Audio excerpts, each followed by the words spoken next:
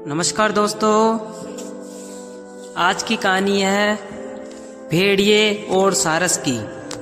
तो चलिए शुरुआत करते हैं आज की कहानी की। एक जंगल में एक दुष्ट और लालची भेड़िया रहता था। एक दिन उसने एक हिरण का शिकार किया। शिकार के बाद वह अपने लालच पर नियंत्रण नहीं रख पाया और जल्दी जल्दी उसे खाने लगा।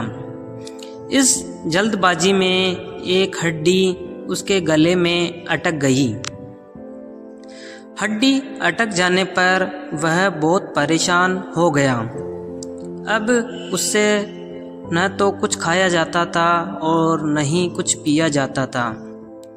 उसने बहुत कोशिश की कि किसी तरह हड्डी उसके गले से निकल जाए, लेकिन सारी कोशिश बेकार गई।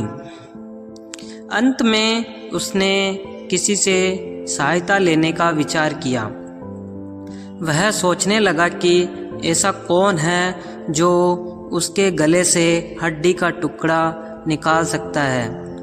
वह कुछ देर सोचने पर उसे सारस का ध्यान आया।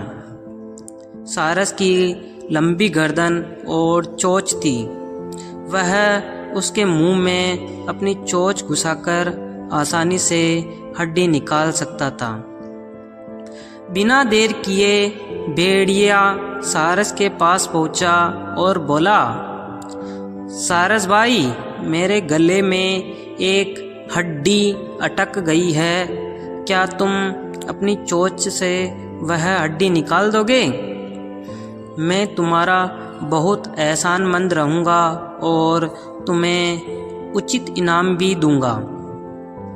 सारस पहले तो भेड़िए के मुंह में अपनी चोंच डालने से डरा, लेकिन बाद में वह उस भेड़िए पर दया आ गई और वह तैयार हो गया।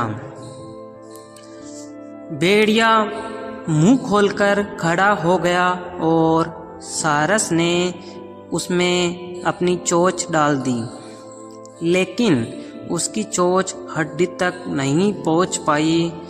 तब उसे अपनी आधी गर्दन भी भेड़िए के मुंह में घुसानी पड़ी।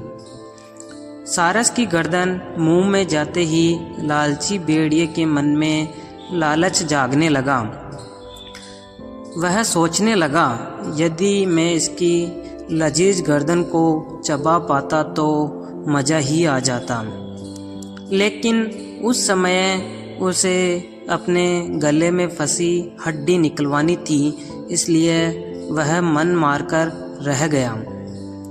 कुछ ही देर में सारस ने उसके गले में से हड्डी निकाल दी। हड्डी निकलते ही भेड़िया जाने लगा। नहीं उसने सारस का धन्यवाद दिया और न ही उचित इनाम दिया। सारस ने उससे रोककर कहा, मेरा इनाम कहाँ है? तुमने कहा था कि तुम इस काम के बदले मुझे इनाम दोगे। भेड़िया बोला, एक भेड़िए के मुंह में अपनी गर्दन डालकर भी तुम सही सलामत हो। क्या यह तुम्हारा इनाम नहीं है? इतना कहकर भेड़िया चला गया और सारस मुंह लटकाकर वहीं खड़ा रह गया। तो बच्चों, हमें इस कहानी से क्या शिक्षा मिलती है? हमें यह शिक्षा मिलती है कि लालची और दुष्ट व्यक्ति से कभी कृतज्ञता या पुरस्कार की अपेक्षा नहीं करनी चाहिए। तो दोस्तों, अगर यह कहानी आपको अच्छी लगे तो लाइक और साथ में चैनल को सब्सक्राइब करना ना भूलें।